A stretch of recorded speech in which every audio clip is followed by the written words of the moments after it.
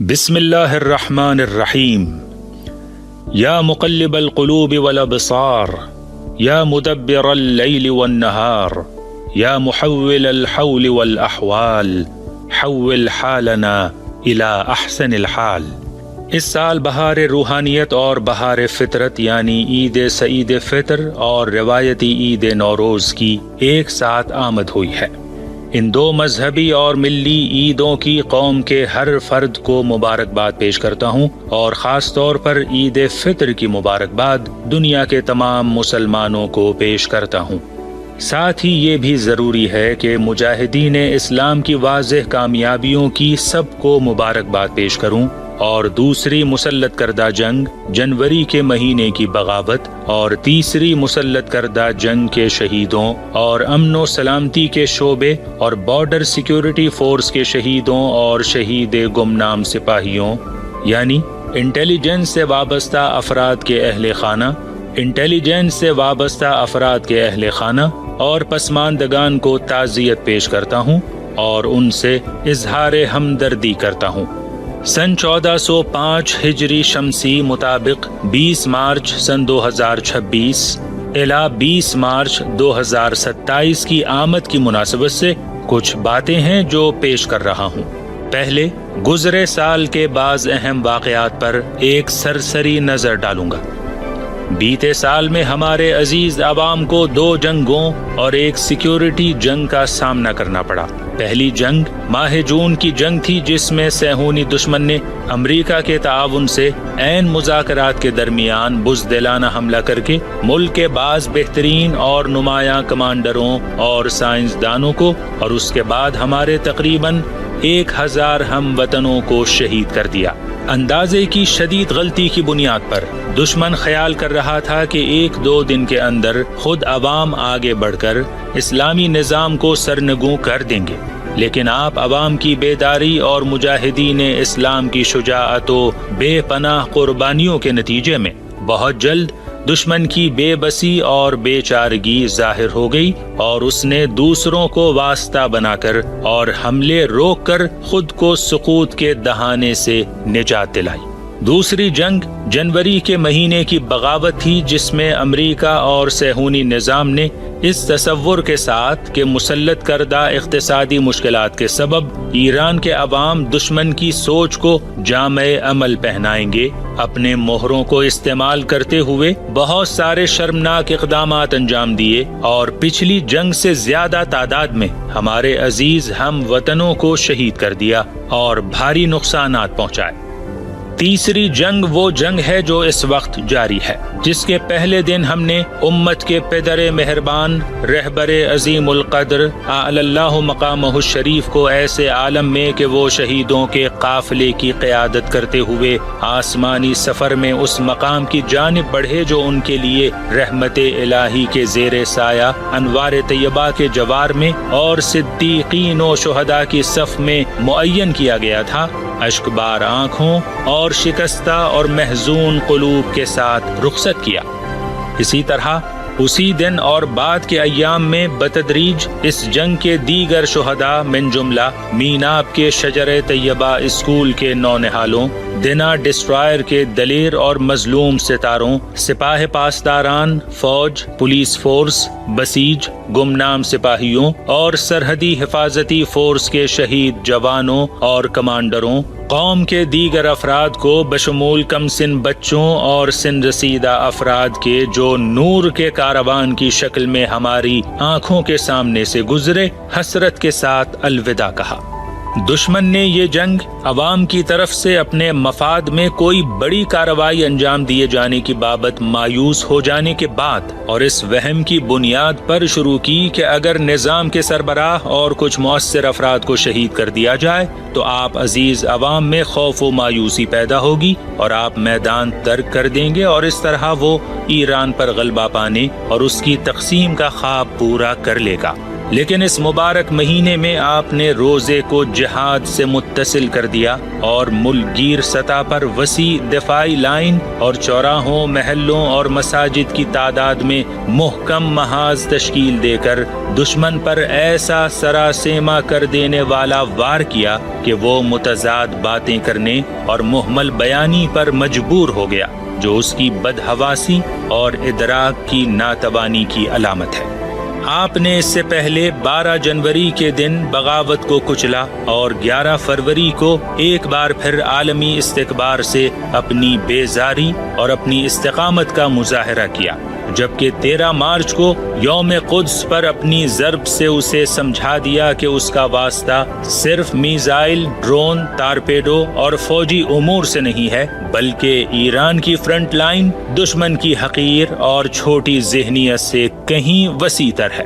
مناسب ہے کہ یہیں میں عزیز قوم کے ہر فرد کا اس عظیم کارنامے کی انجام دہی پر شکریہ ادا کروں۔ اسی طرح شجاع، صادق اور عوام دوست صدر مملکت اور دیگر عہدیداران کا شکریہ ادا کروں جو اس پروگرام میں کسی بھی پروٹوکول کے بغیر عوام کے درمیان حاضر رہے۔ اس انداز سے کام کرنا اور اس کا اعلان اپنے آپ میں بہت مستحسن امر اور ملت اور حکومتی عمائدین کے درمیان اتحاد و یکجہتی کی تقویت کا سبب ہے۔ اس وقت الگ الگ مذہبی، فکری، سیاسی اور ثقافتی رجحان رکھنے والے آپ ہم وطنوں کے درمیان حیرت انگیز اتحاد متجلی ہونے کے نتیجے میں دشمن شکست و ریخت سے دوچار ہو گیا ہے۔ اسے حضرت حق تعالی کی نعمت خاص جاننا چاہیے اور اس پر زبان و دل سے اور مقام عمل میں بھی شکر بے کراں بجا لانا چاہیے۔ ایک اٹل قاعدہ یہ ہے کہ جب کسی نعمت کا شکر ادا کیا جاتا ہے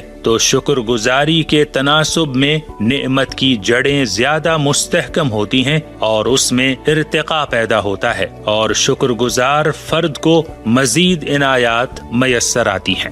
عملی شکر گزاری کے طور پر اس وقت جو چیز ضروری ہے وہ یہ کہ اس نعمت عظمیٰ کو ہم صرف اور صرف حضرت حق تعالی کی رحمت مانیں اور جہاں تک ممکن ہو اس سے خوب استفادہ کریں۔ اس طرح یقیناً یہ اتحاد مزید مستحکم اور فولادی ہوگا اور آپ کے دشمن خوار و رسوا ہوں گے۔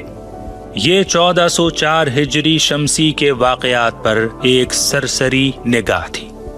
اب جبکہ ہم 1405 ہجری شمسی کی دہلیز پر کھڑے ہیں تو ہمارے سامنے چند اہم چیزیں ہیں۔ ایک تو یہ کہ ہم اپنے عزیز مہمان ماہ مبارک رمضان سن 1447 کو ہمیشہ کے لیے الوداع کہیں گے۔ وہ مہینہ جس کی شب قدر میں آپ کے قلوب عالم ملکوت کی جانب مرکوز ہوئے اور خدائے مہربان کو آواز دی اور حضرت حق تعالی نے آپ پر اپنی نگاہ کرم فرمائی۔ آپ نے ہم سب کے سرور و آقا اجل اللہ تعالی فرجہ الشریف اور ان کے پروردگار سے فتح و کامرانی، عافیت اور نعمتیں مانگی اور یقیناً اس نظام اور اس قوم پر سابقہ عنایات کے مد نظر انشاءاللہ وہ سب جو آپ کی دلی آرزو تھی یا اس سے بہتر آپ کو حاصل ہوگا۔ اس الوداع کے ساتھ جو انسانوں کی معرفت کی گہرائی کے مطابق تلخ اور غم انگیز ہوگا، ہم شوال المکرم کے مبارک ہلال کو اپنی آغوش میں لے رہے ہیں اور خوف و رجا کے ساتھ حضرت حق تعالی کی عیدی کے منتظر ہیں۔ میں امید کرتا ہوں راتوں اور دنوں میں آپ کی اس فرض شناسانہ موجودگی اور یوم قدس کے کارنامے کے عوض پروردگار ہمارے ساتھ صرف کرم و حلم اور عفو و لطف عمیم کا برتاؤ فرمائے جس کے ہم عادی ہیں۔ خاص طور پر امید کرتا ہوں کہ ہمارے سرور و آقا حضرت ولی اللہ الاعظم کے ظہور کے امر میں عمومی گشائش کی بشارت حضرت کے قلب مبارک کو مسرتوں سے بھر دے، جس سے اہل دنیا پر اس کے لطف و کرم کے طفیل گونا گوں برکتیں نازل ہوں گی۔ دوسری چیز جو ہمارے روبرو ہے وہ روایتی عید نوروز ہے، وہ عید جو اپنے ہمراہ فطرت کی تازگی اور تراوت اور حیات نو کی سوغات لے کر آتی ہے اور نشاط و شادمانی سے مکمل نسبت رکھتی ہے۔ دوسری طرف عوام کے لیے یہ پہلا سال ہے کہ جب ہمارے شہید رہبر اور دیگر اعلیٰ مقام شہداء ہمارے درمیان نہیں ہے۔ خاص طور پر شہیدوں کے خاندانوں اور پسماندگان کے قلوب اپنے عزیزوں کے لیے سوگوار ہیں۔ تاہم میں اپنی طرف سے ایک عام شہری کے طور پر جس کے قریبیوں میں چند شہداء ہیں، یہ سوچتا ہوں کہ جہاں ہمارے جسم پر لباس عزا ہے اور شہیدوں کے لیے ہمارے دلوں میں غم و اندوہ کا بسیرا ہے، وہیں ہمیں اس بات کی خوشی ہوگی کہ ان ایام میں نئے دولہا دلہن اپنے گھر بسائیں اور انشاءاللہ ہمارے رہبر شہید اور اس جنگ کے دیگر شہداء کی دعائیں ان کی ہمراہی کریں۔ میں عوام الناس سے گزارش کروں گا کہ ان ایام کی رائج ملاقاتیں اور آمد و رفت انجام دیں، البتہ شہداء کے پسماندگان کے احترام اور ان کی صورتحال کا خیال رکھیں۔ یہ بھی ممکن ہے کہ ہر محلے کے لوگ اگر ہم آہنگی ہو جائے اور ممکن ہو تو سال نو کی ملاقاتوں کا آغاز اس محلے کے شہیدوں کی تعظیم سے کریں۔ البتہ محترم حکومت نے ہمارے عزیز رہبر شہید کے سوگ کے لیے جو مدت معین کی ہے وہ اپنی جگہ باقی ہے اور اس کا پاس و لحاظ اس نظام اور ملک کی عظمت کا ایک پہلو ہے۔ ان نکات کے بعد کچھ اور مختصر باتیں ہیں جو عرض کرتا ہوں۔ سب سے پہلے میں ان افراد کا خاص طور پر شکریہ ادا کروں گا جو ان دنوں چوراہوں، محلوں اور مسجدوں میں پہنچ کر دگنی محنت کر کے اپنا سماجی کردار بطور نمایاں ادا کر رہے ہیں، من جملہ بعض پروڈکشن یونٹس جن میں حکومتی اور پرائیویٹ سیکٹر دونوں شامل ہیں، اور خدمت رسانی کے ادارے، خاص طور پر وہ افراد جو اس محکمے سے وابستہ نہ ہونے کے باوجود مختلف مفید خدمات مفت انجام دے رہے ہیں، اور الحمدللہ ان کی تعداد کافی زیادہ ہے۔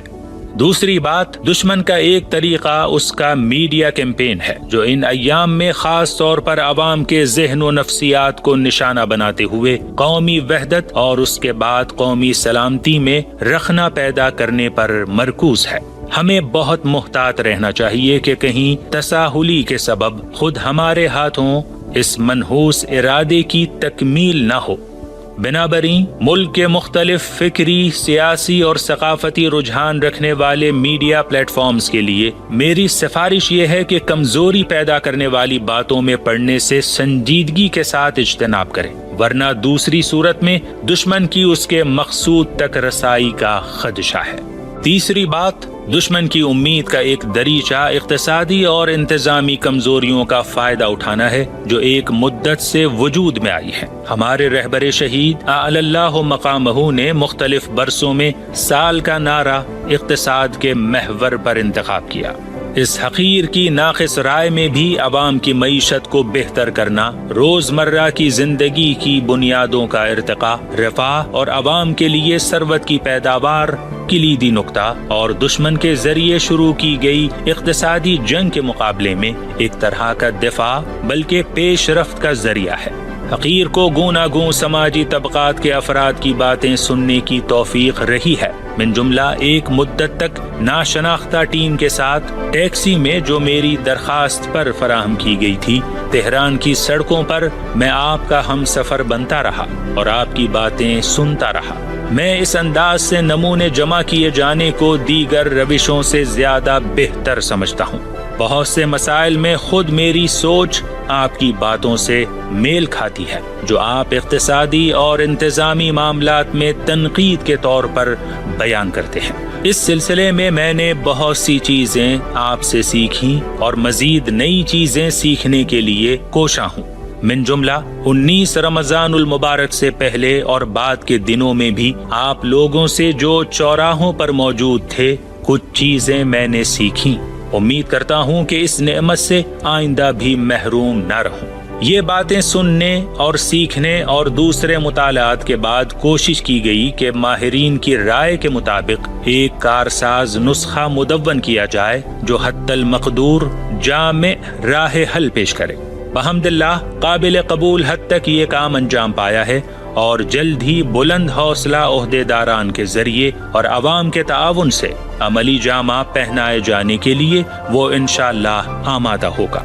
اس حصے کے آخر میں شہید رہبر معظم کی پیروی کرتے ہوئے قومی اتحاد و قومی سلامتی کے سائے میں مزاحمتی معیشت کو اس سال کا نعرہ معین کرتا ہوں۔ چوتھی اور آخری بات، میں نے پہلے بیان میں ہمسایہ ممالک کے سلسلے میں اسلامی نظام کے نقطۂ نگاہ اور پالیسی کے تعلق سے جو کچھ کہا وہ سنجیدہ اور حقیقی نقطہ ہے۔ پڑوس میں واقع ہونے کے علاوہ ہمارے درمیان دیگر روحانی عناصر بھی ہیں جن میں سر فہرست دین اسلام کی پیروی، نیز بعض کے یہاں مقدس مقامات کا واقع ہونا، بعض میں بڑی تعداد میں ایرانیوں کا رہائش پذیر اور کاروبار میں مشغول ہونا، اور بعض دیگر میں مشترکہ قومیت یا مشترکہ زبان یا مشترکہ اسٹریٹجک مفادات، بالخصوص استکبار کے محاذ سے مقابلہ۔ ان میں سے ہر ایک عنصر اپنی جگہ اچھے روابط کو مزید مستحکم بنانے کی